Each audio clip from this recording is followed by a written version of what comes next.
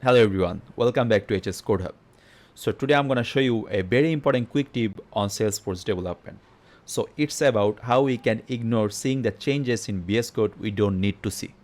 Alright, so if you see on the left side here, I have some changes, .sf, .orgs, org ID, local source tracking, blah blah blah, lots of things going on.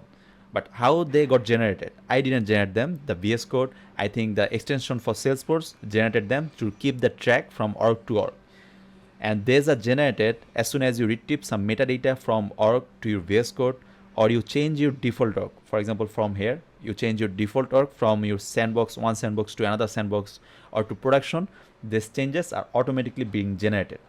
So what happens if you see them?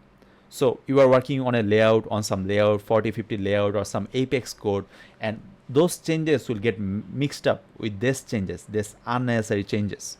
So while making the commit, you might get confused whether you should pick these changes too, or by accident you can pick these changes and you push to the Git server. The Git code reviewer will have a hard time, like what's going on, what are these changes, right? We don't want that. We don't want that hassle.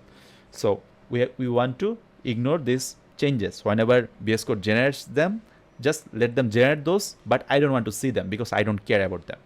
So how we can ignore them? Firstly, we have to go to the folder, the parent root folders, and on the sf.sf we have to click copy relative path, copy, and from there you have to go on this one, git ignore, and at the bottom I will write a note, ignoring.sf folder, and Ctrl V, paste, and hit Ctrl S, that means save.